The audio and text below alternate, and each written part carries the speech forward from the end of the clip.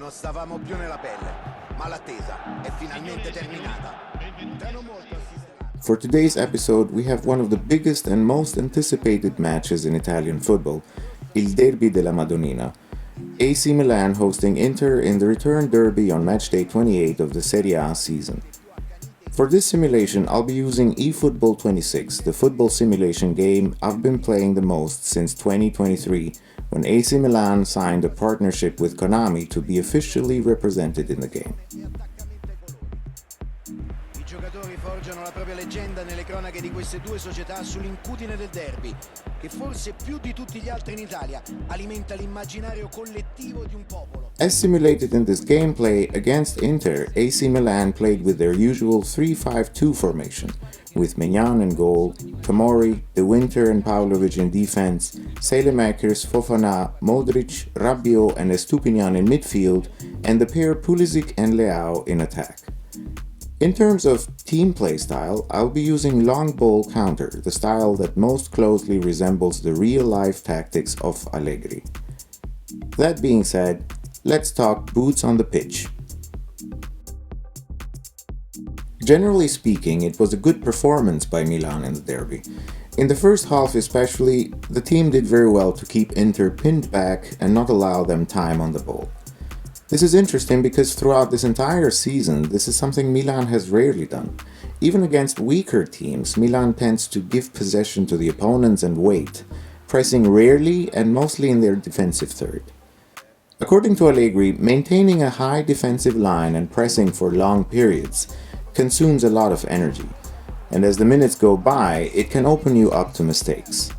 This is true to some extent, as we have often seen Milan's opponents suffer these consequences. Milan sit deep, the opponents press high and maintain possession, and then later in the game, Milan take advantage of their loss of energy and score on the counter.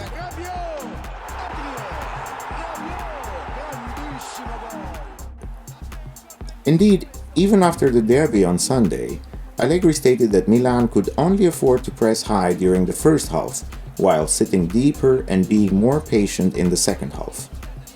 In my opinion, the main reason why Allegri instructed the team to press high at the beginning of the match was because Inter were playing with Pio Esposito and Boni in attack, a duo that does not really have the characteristics to attack the space. Because of this, Milan could afford to maintain a higher defensive life.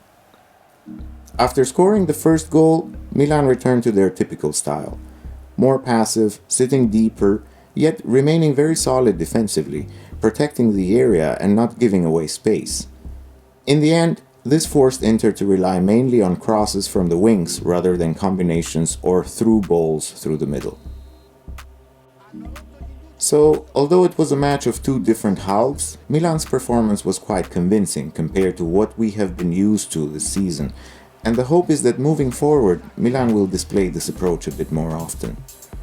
Another area where I saw improvement was the security in passing, movement, combination, and the team's ability to play out from the press with great technical efficiency.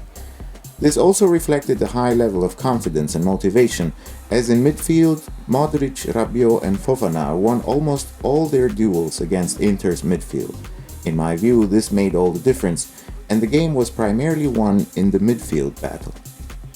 From a tactical point of view, the game was also shaped on the wings. On the right, Allegri positioned Saelemaekers to closely mark Di Marco, perhaps sacrificing a bit offensively but gaining a lot defensively, as it was clear before the derby that Di Marco was one of Inter's most dangerous players. On the left, Estupinian had more offensive duties against Luis Enrique, who tends to struggle defensively. In the end, Estupinian clearly won that duel, even scoring the goal that ultimately decided the match. In contrast, in the second half, when Luis Enrique was substituted by Dumfries, Estupinian struggled more. At one point he even dangerously lost possession to Dumfries, a mistake that almost cost Milan a goal, with Di Marco eventually shooting over the bar. And now, player ratings. Milan 6.5. He securely claimed several crosses during the match and held his position firmly, blocking the ball with his chest in Inter's most dangerous chance involving Mkhitaryan. Tomori 6. He worked well and was generally present in the game, especially considering that on his side of the pitch, Inter had their most dangerous players in Di Marco and Bastoni. De Winter 7. A great match from De Winter, making almost no mistakes throughout the game, marking Pio Esposito very closely. Winning physical duels against Pio Esposito is no easy task, but De Winter managed it. Pavlovic 6.5. Pavlovic also delivered a good performance alongside De Winter, frequently marking Boni and blocking most of the potentially dangerous attacks. Saelemaekers 6.5. He sacrificed a lot, as already mentioned, dealing with Di Marco and taking on more defensive duties. He even had a great chance to score but was denied, being closely marked by Di Marco. Still, a solid overall performance. Fofana 7. He provided a beautiful assist for Estupiñán and, as always, covered a lot of ground in midfield throughout the match. Modric 7. There's little to say about Modric's performance. A true regista, present in almost all areas of the pitch, while also winning most of his duels against Inter's midfield. Rabiot 7. He will definitely be a big absence against Lazio next week after being booked in the derby. Rabiot is extremely important for this Milan team, contributing in both phases of play and guiding the team both in attack and defense. Estupiñán 7. He earns this rating for scoring the winning goal. However, defensively he still needs to improve, as he nearly cost Milan a goal in the second half. Pulisic 5.5. A disappointing performance, although he worked hard for the team and created a dangerous chance with a pass to Saelemaekers, who could not capitalize.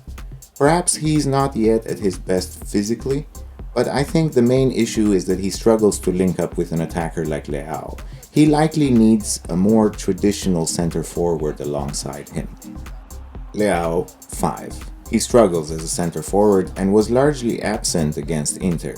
The only positive aspect he currently brings is his ability to attack space, which forces opponents to maintain a deeper defensive line. He may not be fully fit, but overall it was not a good performance.